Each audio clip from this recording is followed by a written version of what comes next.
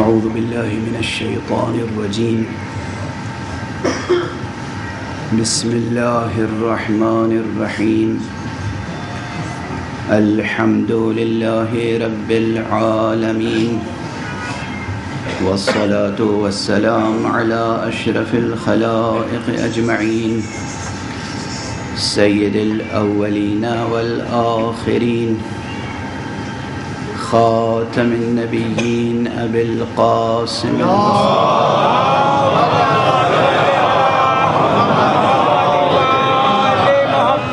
وعلى أهل بيته الطيبين الطاهرين الهداة المهديين المعصومين المظلومين، واللعنة الدائمة على أعداء الدين أجمعين. أما بعد، فقد قال الله تعالى عز اسمه في محكم كتابه ومتقن خطابه: بسم الله الرحمن الرحيم. نحن قدرنا بينكم الموت وما نحن بمسبوقين على أن نبدل أمثالكم وننشئكم فيما لا تعلمون. صلوات الله.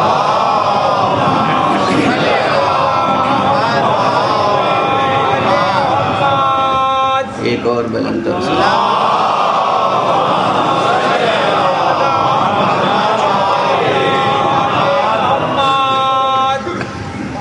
برادران عزیز،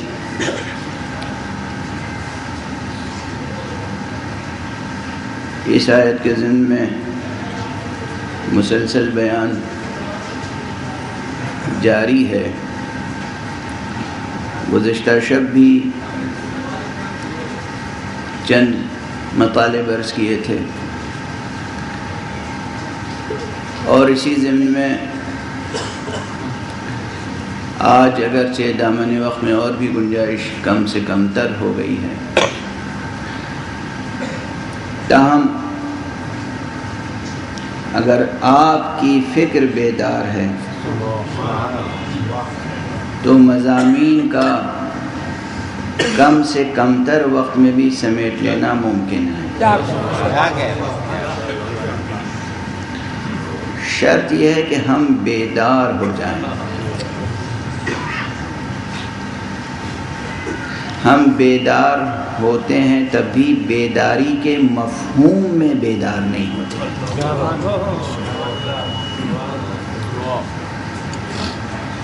ان آنکھوں کا بیدار ہونا بیداری نہیں ہے. بیدار وہ ہوتے ہیں کہ اگر یہ آنکھیں بند بھی ہوں تب بھی ان کی بینش برقرار ہے.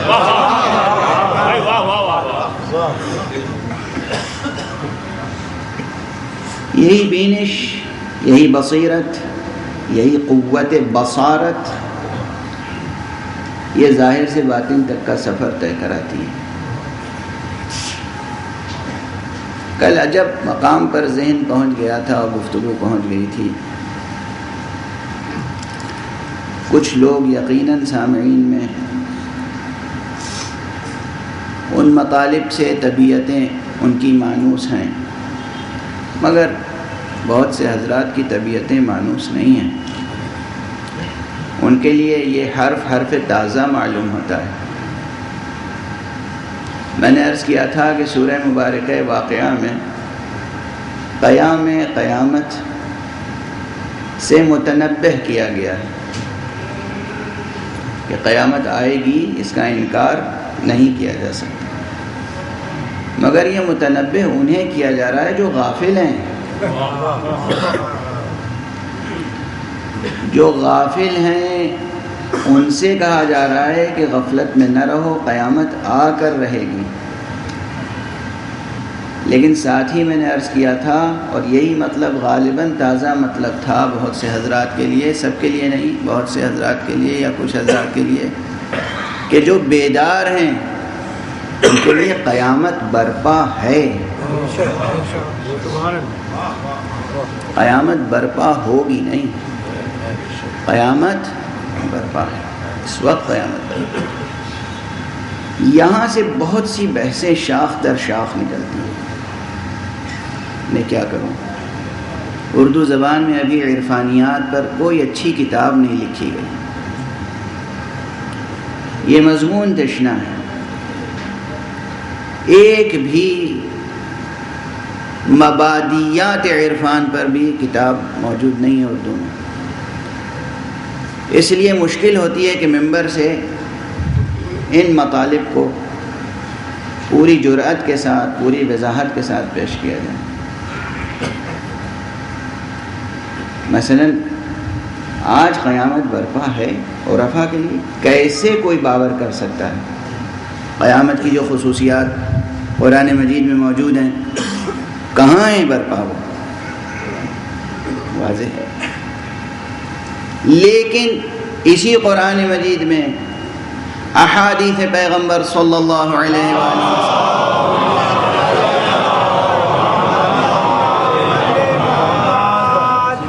ارشادات ائمہ اطہار میں، مکاشفات اولیاء میں، تجربات عرفاء میں اگر غور فرمائیں، مطالعہ فرمائیں، دقت نظر سے کام لیں، دقیقہ سنجی سے کام لیں تو باتیں روشن ہوتی چلی جاتی ہیں.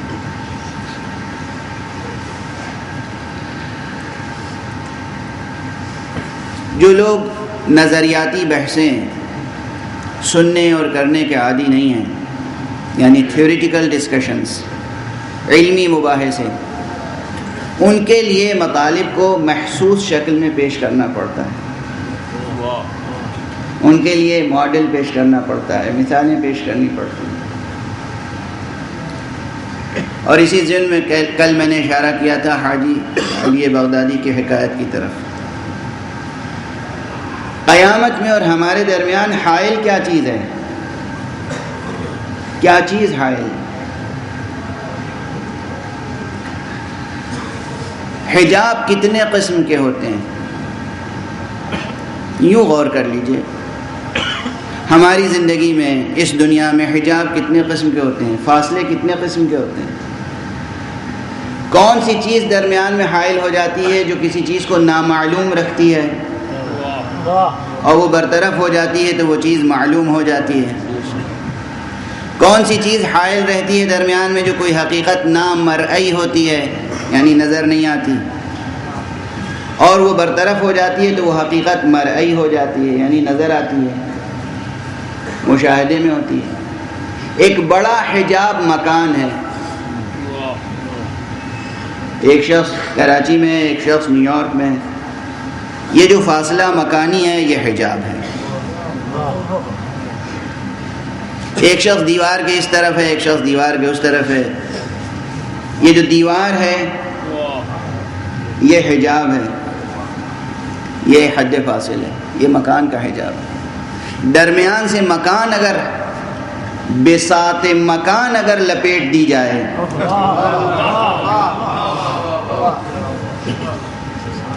تو یہ حجاب ختم. توجہ ہے.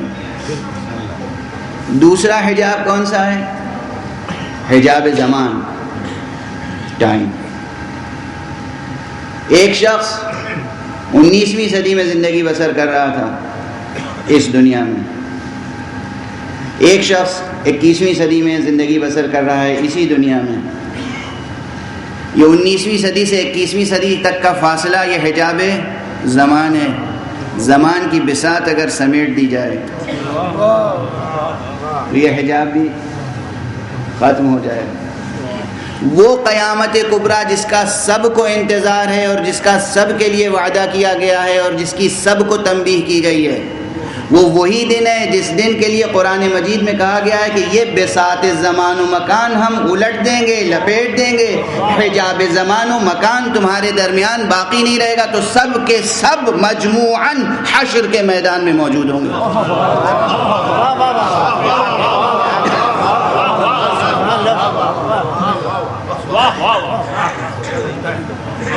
تمام خلقت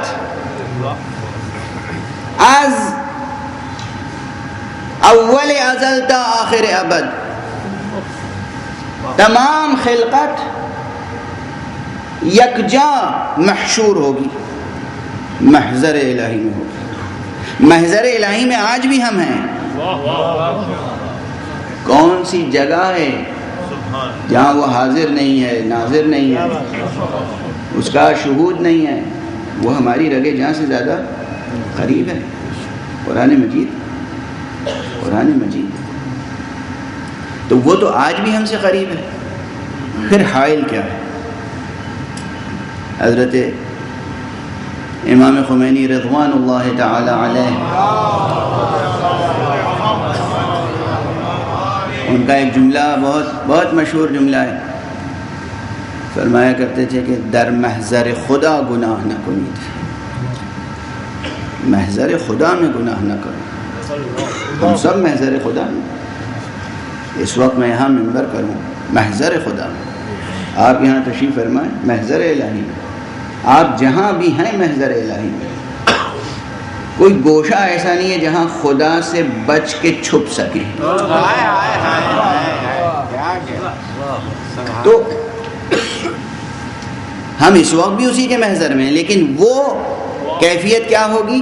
وہ کیفیت یہ ہوگی کہ ہمارے اس کے درمیان کوئی حجاب نہیں ہوگا، نہ زمانے کا نہ مکان کا۔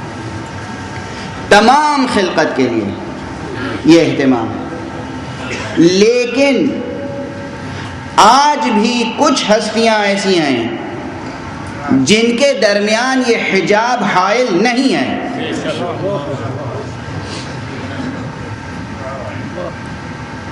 یا ان کی حیات طیبہ میں کبھی کبھی ایسے لمحے ہوتے ہیں کہ حجابات برطرف کر دیے جاتے ہیں۔ آپ دلیل پوچھیں گے مجھ سے، قرآن مجید یہی مکان و لامکان کی حد فاصل جہاں مٹ جاتی ہے، زمان و لازمان کی حدیں جہاں مٹ جاتی ہیں، وہیں تو معراج مجسم ہوتی ہے۔ معراج پیغمبر صلی اللہ علیہ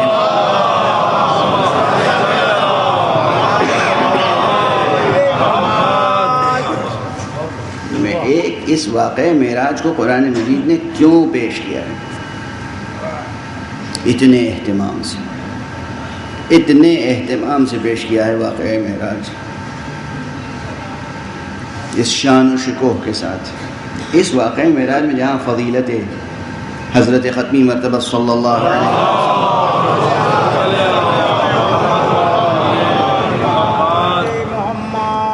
وہیں بہت سے فلسفیانہ، حکیمانہ، سائنسی، علمی مطالب کا حل ہے اس ایک واقعے میں اگر غور کرنے کے لیے بیٹھ جائیں، اگر دقت نظر سے کام لیں، اگر دقیقہ سنجی سے کام لیں۔ معراج، حضور سو کہاں رہے ہیں؟ مسجد الحرام میں، یا مسجد الحرام سے متصل اس گھر میں جو گھر ابو طالب کا ہے، جو گھر ابو طالب کی بیٹی کا ہے۔ کچھ بھی کر لیجئے پیغمبر کی سوانح و سیرت لکھنے کے سلسلے میں، مگر ذکر ابو طالب کو خارج نہیں کر سکتے۔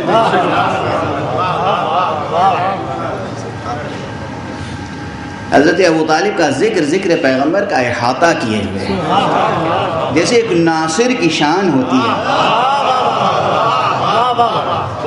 جیسے ایک نصرت کرنے والے کی شان ہوتی ہے، وہ ذکر میں بھی وہ شان ہے۔ ناصر کیا کرتا ہے؟ احاطہ کیے رہتا ہے، ولادت سے لے کر معراج تک خانہ ابو طالب میں یا مسجد الحرام میں آرام فرما رہے ہیں، وہاں سے معراج کا سفر شروع ہوتا ہے۔ کس طرح لپیٹی جاتی ہے بساط مکان۔ ابھی میں نے کہا تھا مکان کی بساط لپیٹ دیجیے، یہ چادر بچھی ہوئی ہے اسے لپیٹ دیجیے، سمیٹ دیجیے، فرش سمیٹ دیجیے، ابھی مجلس ہو رہی ہے اس کے بعد فرش سمیٹ دیا جائے گا۔ یہ فرش کی وسعت سمٹ کے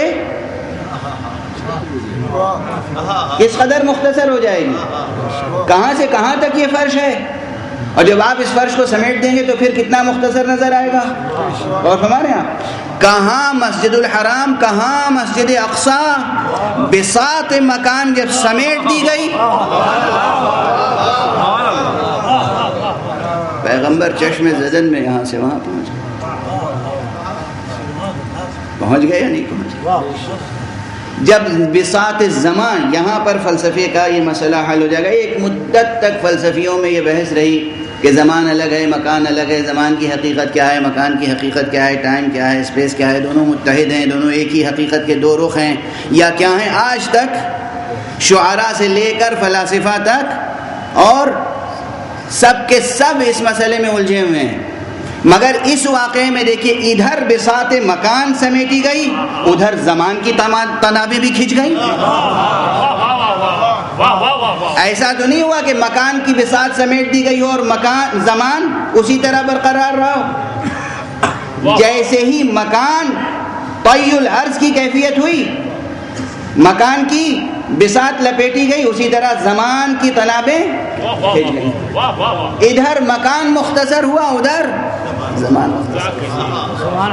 توجہ ہے. مسجد الحرام سے مسجد اقصی تک صرف زمان اور مکان کی بساط کے سمیٹے جانے کا علمی انکشاف ہوتا ہے. لیکن اس کے بعد ایک مرحلہ اور ہے، اور وہ مرحلہ یہ ہے کہ جسے آپ عرش الہی کہتے ہیں، جسے آپ سدرۃ المنتہا کہتے ہیں، جسے آپ مقام قاب قوسین و ادنیٰ کہتے ہیں. یہ کیا مکانی حقیقتیں ہیں؟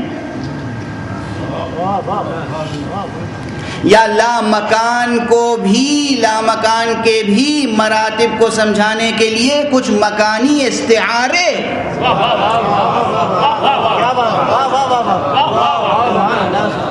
قرآن مجید نے استعمال کیے ہیں تاکہ ہمارا زمان و مکان سے مانوس اور زمان و مکان کے حصار میں محصور اور زمان و مکان میں مقید ذہن لامکان کی وسعتوں میں اس کے منازل و مراتب کو سمجھنے کے قابل ہو جائے. نادیدہ حقیقت مرئی حقیقت میں بدل جائے، عقلی حقیقت محسوس حقیقت بن جائے. توجہ ہے. اس لیے وہاں سے سفر بیت المقدس سے جو سفر شروع ہوا، وہ سفر اب دوسری جہت میں ہوا. زمان و مکان سب کوئی معنی نہیں رکھتے وہاں پر.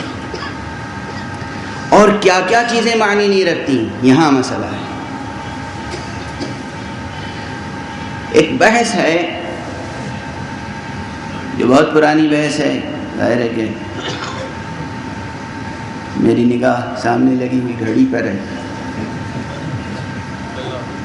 اور کبھی بھی یہ نہیں ہوتا میرے ساتھ کہ ممبر پر آنے سے پہلے یہ طے کر کے آؤں کہ آج کیا پڑھوں گا اور کتنی دیر پڑھوں گا. چاہے آپ سال بھر پہلے سے وعدہ لے لیجئے، مگر ہوگا وہی جو وقت پر ہوگا. ایک بحث ہے، اس بحث پہ گفتگو ہو چکی ہے پہلے بھی معراج کے تعلق سے. آج موضوع معراج نہیں ہے، خیال رہے کہ یہ بحث کسی اور حقیقت کو سمجھنے کے لیے گزارش کر رہا ہوں. بحث یہ ہے کہ پیغمبر صلی اللہ علیہ وسلم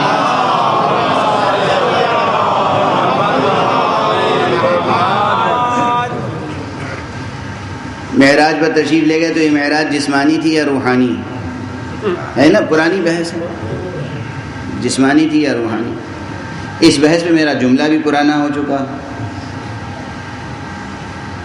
کہ جو لوگ یہ سمجھتے ہیں کہ روح کو معراج ہوئی تھی، جسم یہیں رہ گیا تھا، انہیں یہ سمجھ لینا چاہیے کہ روح اور جسم کی جدائی کا نام موت ہے، معراج نہیں.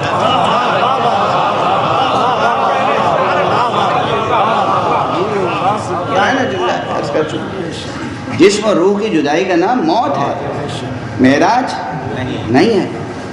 معراج نام ہی اس کا ہے کہ جہاں تک روح کو عروج حاصل ہو.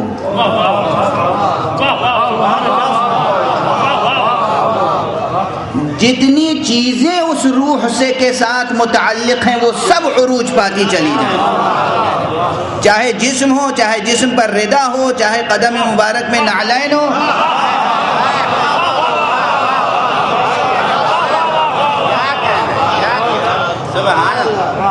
جہاں تک روح کی جاذبیت و جذابیت اور کشش، جہاں تک روح کا سفر ہو. حبیب خدا خاتم الانبیاء بلند تر سلوات.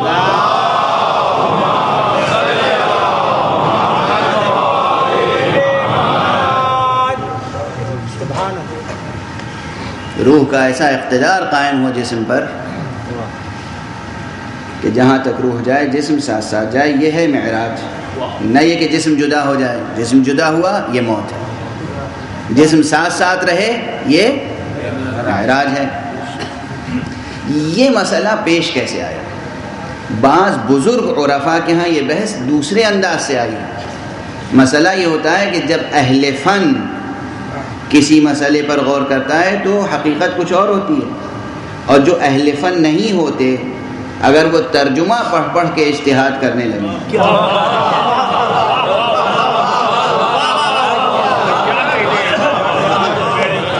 تو پھر انا للہ و انا الیہ راجعون. انہوں نے کس سیاق و سباق میں بحث کی، آپ کیا سمجھ بیٹھے؟ ایک حقیقت کو اس وقت سمجھ لیں آپ. بعض حقیقتیں ہوتی ہیں جو روحانی ہی ہوتی ہیں، وہ جسمانی نہیں ہوتی. معراج میں بعض حقیقتیں وہ ہیں کہ جو روحانی ہی ہیں، وہ جسمانی نہیں ہیں. معراج جسمانی تھی مگر اس معراج میں کچھ وہ واقعات بھی شامل ہیں جو خالص روحانی ہے. مثلا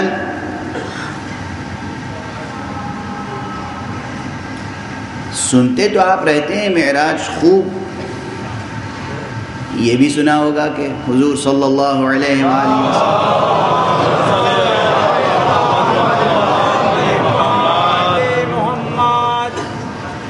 تشریف لے گئے معراج پر تو آپ نے نماز بھی پڑھائی. نماز میں شریک کون کون تھا؟ انبیاء. جناب ابراہیم خلیل اللہ جد پیغمبر، جناب ابراہیم کا مرتبہ معلوم ہے آپ کو؟ حضرت آدم علیہ السلام سے لے کر اور حضرت عیسیٰ علیہ السلام تک سب کے لیے یہ ہے کہ جب ان کا نام لو تو اس طریقے سے سلام بھیجو کہ پہلے اپنے پیغمبر حضرت ختمی مرتبت پر، اس کے بعد ان پر، یعنی کہو علی نبینا و علیہ السلام، ہمارے نبی پر اور ان پر سلام. الا جناب ابراہیم، خود پیغمبر نے فرمایا کہ جب میرے جد ابراہیم کا نام لو تو کہو علیہ و علی نبینا السلام، ان پر اور ہمارے نبی پر سلام. دیکھیے یہ ہے حفظ مراتب. پوتا کتنا ہی بڑے منصب پہ پہنچ جائے، دادا دادا رہے.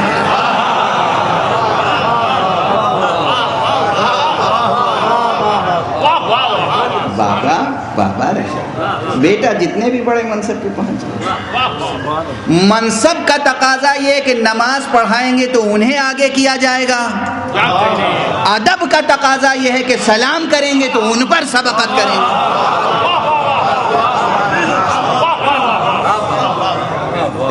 یہ حفظ مراتب، یہ ہیں ویلیوز، یہ ہیں آداب. یہ وہ آداب ہیں کہ جو اب ہمارے معاشرے سے مٹتے چلے جا رہے ہیں. بہرحال جناب ابراہیم نے نماز پڑھی، جناب موسیٰ نے، تمام انبیاء نے نماز پڑھی. یہ انبیاء تو دنیا سے گزر چکے تھے، ان انبیاء کو دفن کیا گیا ہے، ان کی روحوں نے ان کے جسم سے مفارقت کی ہے، ان کا جسم مدفون ہے. جناب ابراہیم کا جسم مدفون ہے، جناب موسیٰ کا جسم مدفون ہے، تمام نبی دفن کیے گئے ہیں. یہ جو دفن کیے گئے انہوں نے نماز کیسے پڑھی؟ یہ جسمانی تجربہ ہے یا روحانی؟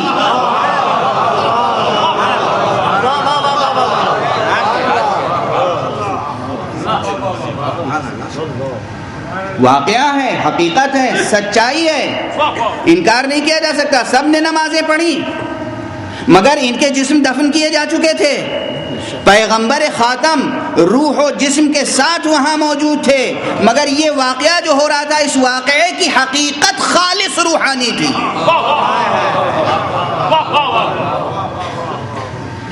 اس واقعے کے روحانی ہونے سے یہ دلیل قائم نہیں ہوتی کہ معراج روحانی تھی۔ معراج جسمانی تھی، واقعہ روحانی تھا۔ توجہ ہے۔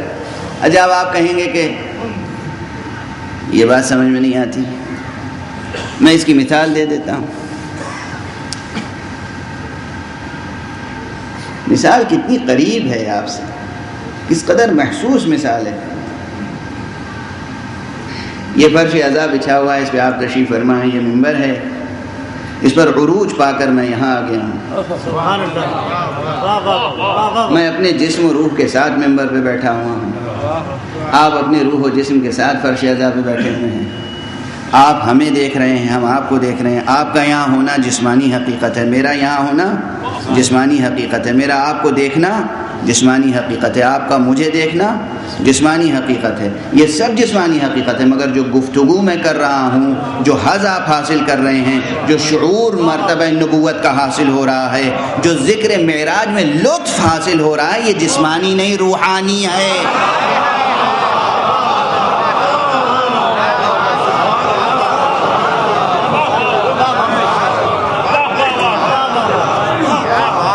ہمارا آپ کا یہاں ہونا جسمانی ہے، مگر اس جسمانی حقیقت کے ساتھ ذکر پیغمبر سے روح کا بالیدہ ہونا یہ روحانی حقیقت ہے۔ اس حقیقت کے روحانی ہونے کے یہ معنی نہیں ہے کہ مجلس عزا جسمانی نہیں ہے۔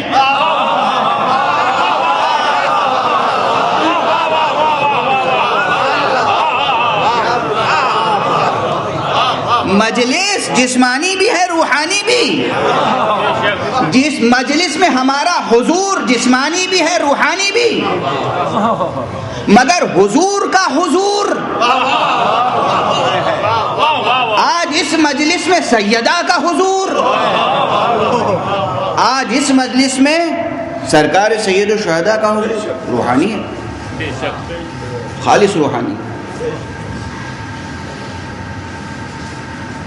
خالص روحانی۔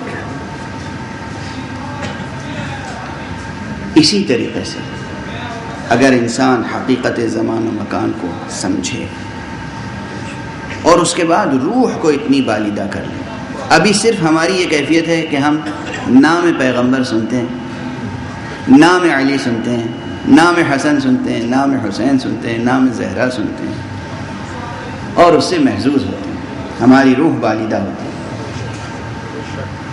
اگر یہی روح اور قوی ہو جائے، یہی روح اور قوی ہو جائے، پھر حشر برپا ہو جائے گا۔ کبھی کبھی انتہائی ریاضتوں کے باوجود ادھر سے ایک لطف کا پردہ ڈال دیا جاتا ہے، اس لیے کہ اگر چشم باز ہو جائے تو پھر اس دنیا میں رہ نہیں سکتا انسان، رہ نہیں سکتا۔ اس لیے جو عرفاء ہیں ان کا مر جانا آسان ہوتا ہے، زندہ رہنا مشکل ہوتا ہے۔ ایک ایک لمحہ زندگی عذاب کی طرح گزرتی ہے، صرف رضاً بقضائہ کے آہنگ پر زندگی بسر کرتے ہیں، اور بتا تیری رضا ہے تو جی رہے ہیں، ہم تو مأمور ہیں، ہم تو تیرے حکم کے پابند ہیں، تیری مرضی ہے کہ اس خاکنائے دہر میں رہیں ہیں، مگر یہاں رہنے سے خوش نہیں ہوتے، اس لیے بس خوش رہتے ہیں کہ اس کے حکم کی تعمیل ہو رہی ہے، دنیا سے راضی نہیں ہوتے، تعمیل حکم رب سے راضی ہوتے ہیں، دنیا سے راضی نہیں ہوتے۔ جو حکم مولا اس پہ عمل کر رہے ہیں، یہ شان اگر بندوں میں پیدا ہو جائے، جہاں تک جس میں پیدا ہو جائے، یہی راز معراج ہے، یہی جوہر بندگی ہے، یہی جوہر بندگی، یہی راز معراج ہے۔ کہ حکم الہی پر راضی برسا.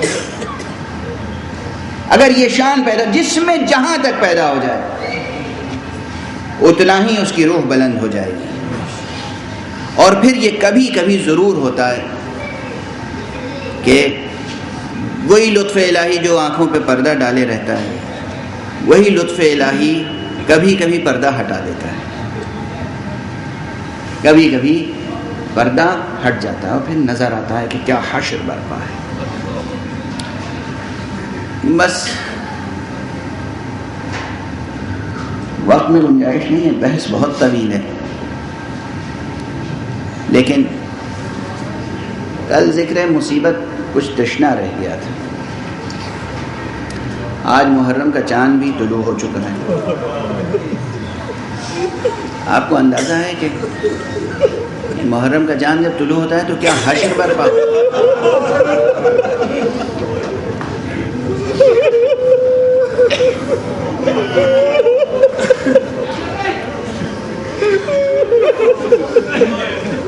زمین سے آسمان تک ایک حشر برپا ہے.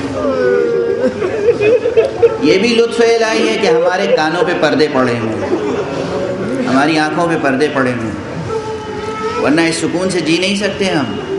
اگر ہم دیکھ لیں کہ مخلوقات کس طرح حسین پہ گریا کر رہے ہیں، اگر ہم یہ دیکھ لیں کہ ملائکہ میں کیا حشر برپا ہے، اگر ہم یہ دیکھ لیں کہ جنوں میں کیا فرش عزا کس انداز سے بچھا ہوا ہے، اگر ہم یہ دیکھ لیں کہ آج بھی زہرا کس طرح تڑپ تڑپ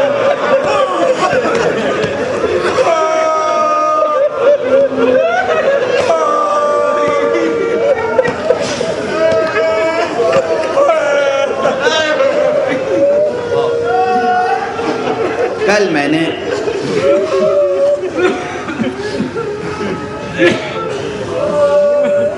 میں نے مرزا یحییٰ ابہری کا واقعہ نقل کیا تھا. مبشر نومیہ علامہ شیخ عباس قمی نے منتہی الاعمال میں نقل فرمایا ہے. علامہ مجلسی کا واقعہ کہ مرزا یحییٰ ابہری نے یہ دیکھا کہ علامہ مجلسی صحن امام حسین میں مجلس پڑھ اور کوئی آتا ہے اور وہ کہتا ہے مجلسی فاطمہ زہرا تشریف لائی اور وہ کہہ رہی ہیں کہ میرے بیٹے حسین کی رخصت بیان کریں.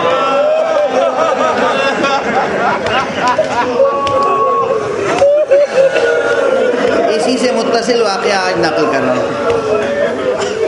یہ مرزا یحییٰ ابہری کو گزرے ہوئے زمانہ ہوا. اب جو واقعہ بیان کر رہا ہوں وہ اب کا واقعہ ہے. اب کا واقعہ آیت اللہ العظمیٰ سید ابو القاسم خوئی رضوان اللہ تعالی علیہ کے انتقال کے بعد حوزہ علمیہ نجف میں مرجعیت حضرت آیت اللہ العظمیٰ سید عبد الاعلی سبزواری کی قائم.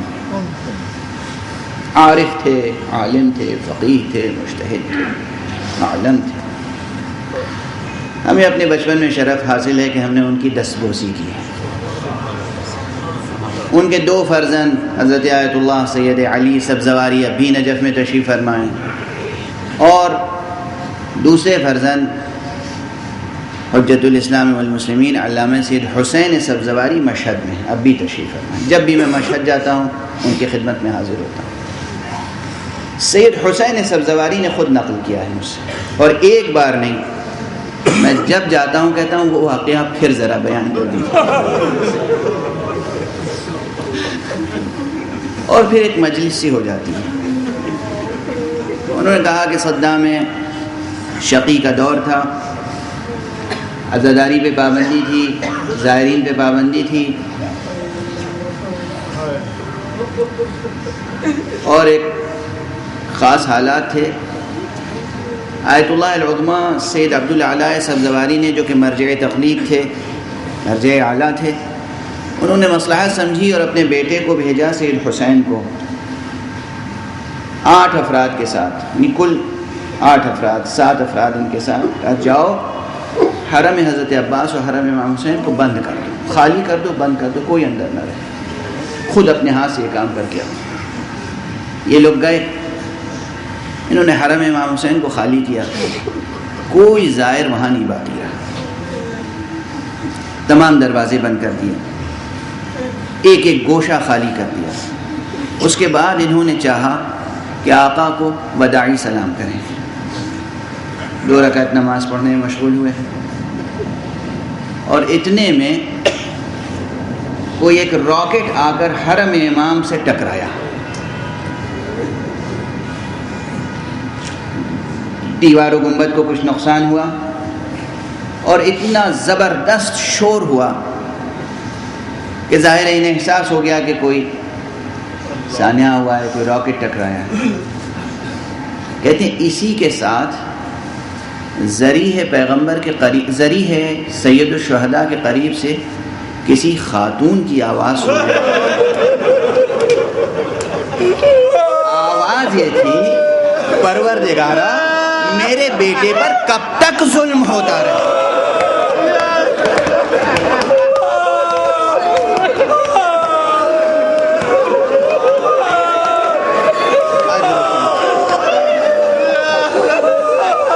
میرے مالک، میرے پروردگار، کب تک میرا حسین مظلوم رہے گا؟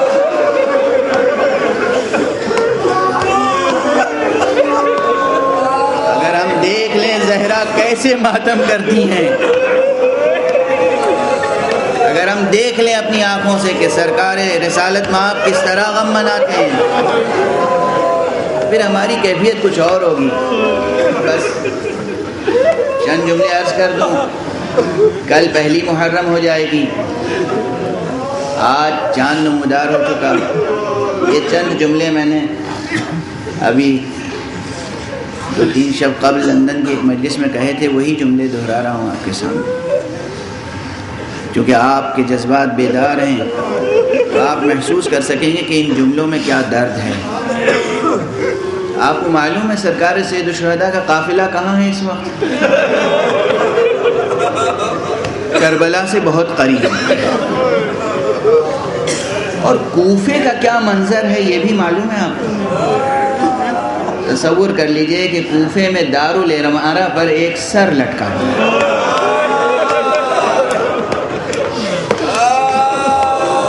یہ سرکار سید الشہداء کے سفیر مسلم ابن عقیل کا سر ہے،